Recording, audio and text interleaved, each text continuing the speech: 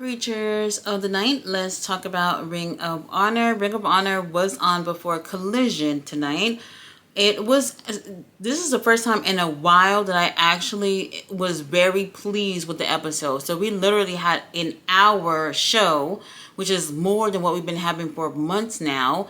And every single match was actually pretty solid, where it was just like, oh, I would actually recommend somebody to actually watch the show from top to bottom.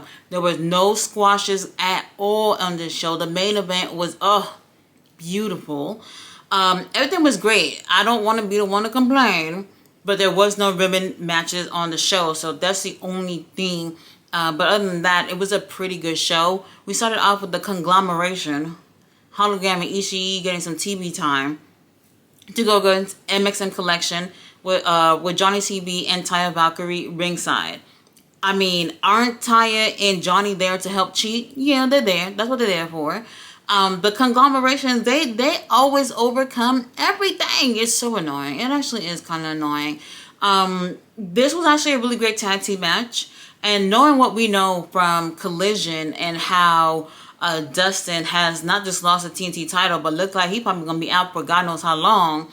I'm looking at these teams, except for conglomerations, because I don't want them to win.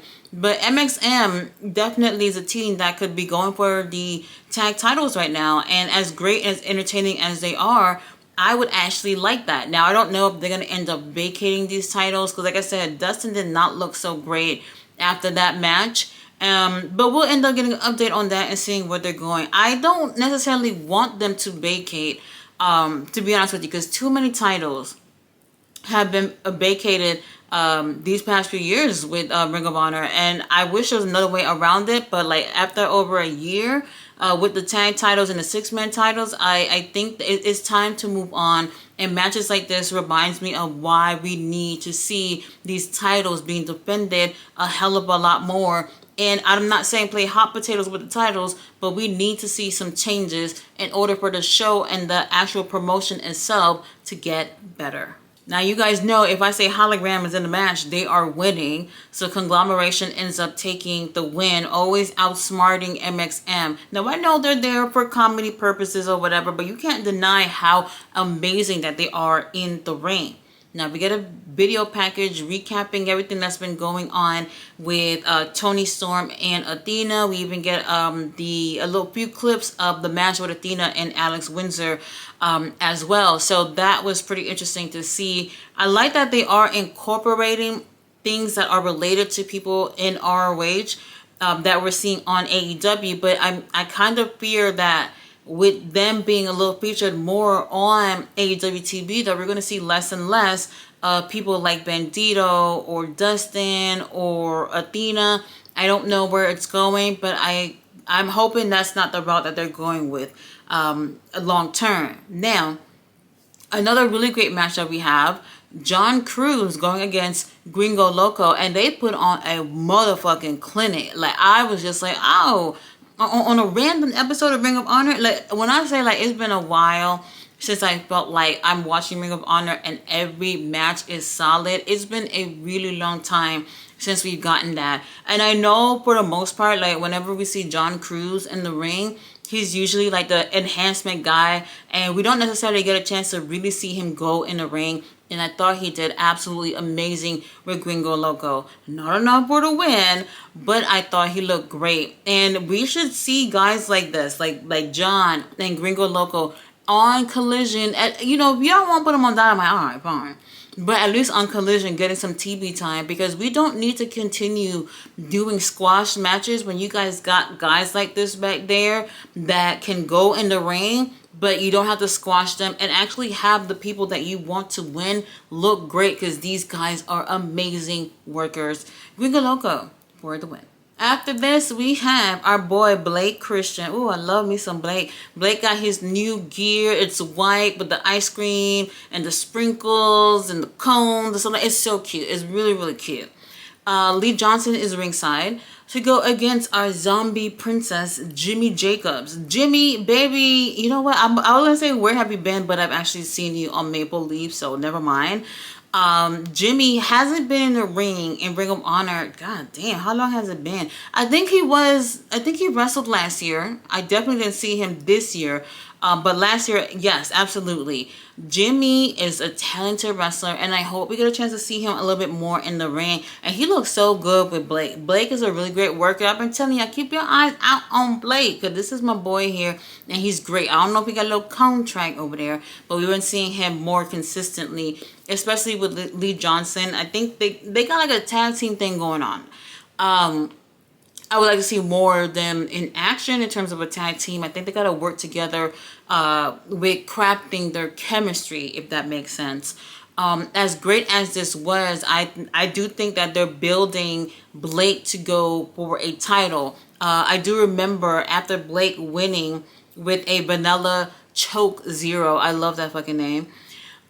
He said that he was coming for Bandito. And to be honest with you, I kind of wish he said TNT title, not TNT, TV title, excuse me, or Pure title. You know what? Maybe not Pure. Let me take that back. Not Pure. I wish he would have said TV title. I think it would have been more believable if he was gunning for the TV title. Rather than going straight to Bandito. But we'll see what ends up happening with that. Now, Pure Rules match.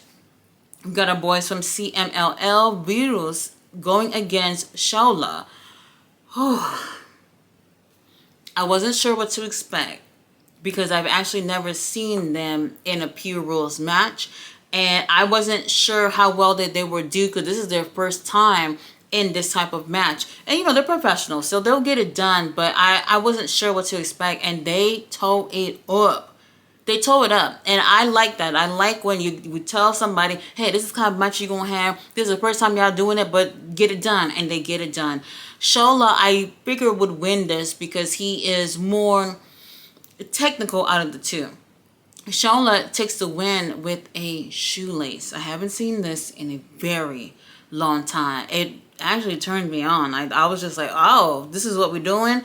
Beautifully executed. And Lee Moriarty, baby, I hope you were watching because you might want to be worried a little bit when it comes to Shola. It was absolutely amazing. So I'm pretty sure this might have earned him a title shot to go against Lee Moriarty. When is that happening? Honestly, I'm not sure. They did show a commercial, letting everyone know about the Death Before Dishonor pay-per-view that will be coming up on August. The last Friday of August. That much I know. They actually changed the date. So for anybody who have bought tickets for Death Before Dishonor, they did change the date. So if you're going to go see that, you probably got an email or something about them changing the date to the Friday before. So that's going to be really interesting that they end up doing that. Whatever. Main event. A killer main event. Bandito going against Adam Priest. Oh my God. When I keep telling you, first of all, the ROH World title was on the line. I don't like when it just seemed like we're just giving out title shots just to do it.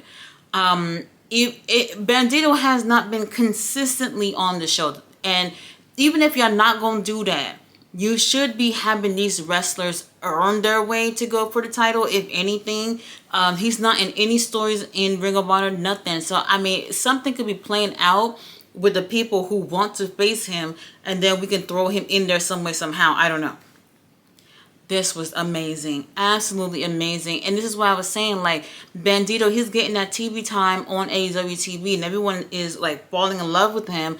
And it would be nice if we can get him over on Ring of Honor as well. Their chemistry was absolutely amazing.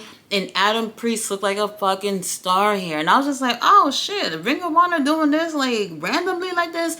The vibe was great. So if anybody didn't see the show, this is definitely from top to bottom a really great show. And despite it being an hour, I thought this was one of the best episodes that they've actually had in a really long time. If we're talking about the in-ring action, it was absolutely amazing.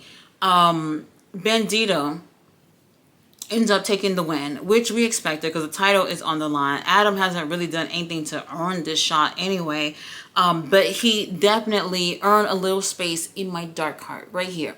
Adam did so well. I really hope that we get a chance to see him regularly on the show. Like I said, at this point, They should know who they've been using regularly in terms of enhancement talent, whatever the fuck you want to call it, and just let these guys work more often. And then at some point they'll move up on the card. And Adam should have definitely earned that with this match. Bandito, we need more of Bandito on Ring of Honor. And this is one of those situations where it's like Brodito, which is him and Brody, they won to advance in the tag tournament. They're not really a legit team, and I think that was like a bad choice. And they could have put Gates of Agony, that are a legit team, to move on up in the card in terms of this tournament, and instead Bandito, who we just want to be on Ring of Honor and just be our champion, is getting more and more opportunities on AEW TV. And I don't know if that's actually a good thing for Ring of Honor